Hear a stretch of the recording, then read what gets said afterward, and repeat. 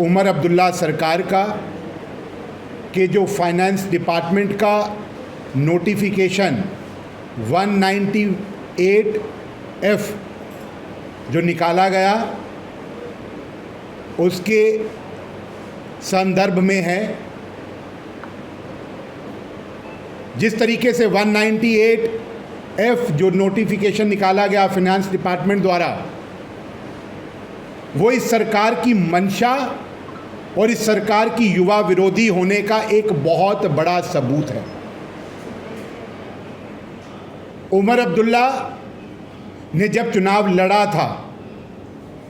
2024 में, तो एक मैनिफेस्टो निकाला गया था। वो मैनिफेस्टो का title identity, dignity and development के नाम से पेज नंबर 12 पर बहुत बड़े बड़े वादे नौजवानों के साथ किए थे, जो वादों की कॉपी हमने आपके बीच में ये रखी है,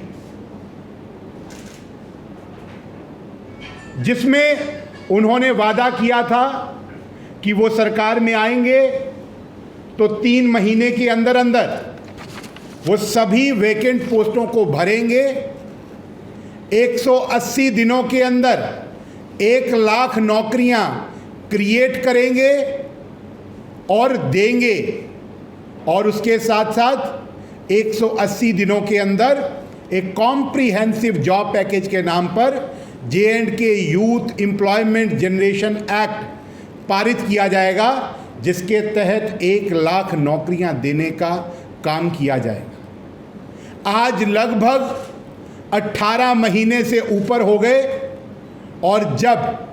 198F फाइनेंस डिपार्टमेंट का नोटिफिकेशन निकाला गया, उसने नौजवानों की नौकरियों की सभी उम्मीदों को तार तार कर दिया, और इस उमर अब्दुल्ला सरकार को टोटली एक्सपोज कर दिया पब्लिक डोमेन में, जो ये कहता है कि ऑस्टेरिटी के नाम पर,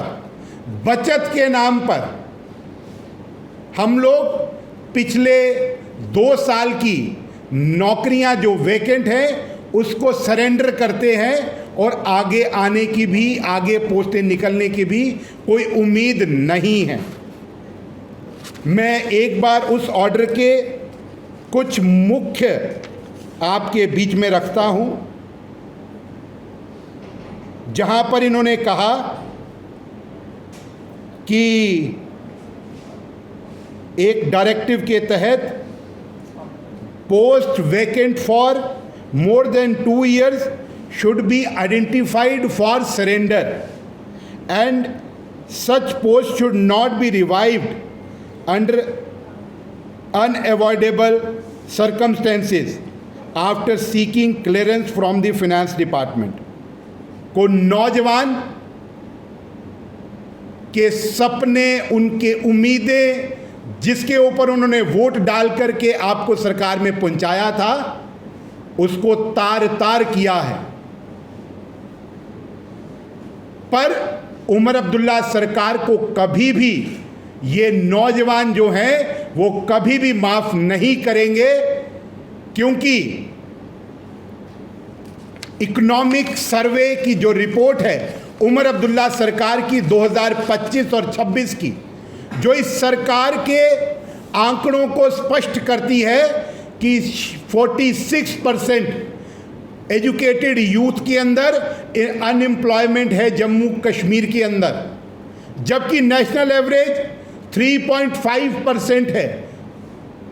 ये एक बहुत बड़ा नंबर है जो इस सरकार को एक्सपोज करता है, और इन्हीं के द्वारा इकोनॉमिक सर्वे की रिपोर्ट रिवील करती है। जहां तक मैंने इस सरकार की बात की, आंकड़ों की बात की, वहीं पर इस सरकार के मैनिफेस्टो और इस सरकार की से उम्मीदें लगा करके जो नौजवान बैठे थे, आज उनकी उम्मीदें धराशायी हो गई। ये विषय जो है ये पैसे की बचत का नहीं, पर इनकी ईमानदारी का था, और इनकी ईमानदारी आज पब्लिक डोमेन में एक्सपोज हो चुकी है, जिसका हम कड़ा विरोध करते हैं। और नौजवानों के लिए हम लड़ेंगे और इस सरकार को मजबूर कर देंगे कि ये ऑस्टेरिटी के नाम पर, बचत के नाम पर जो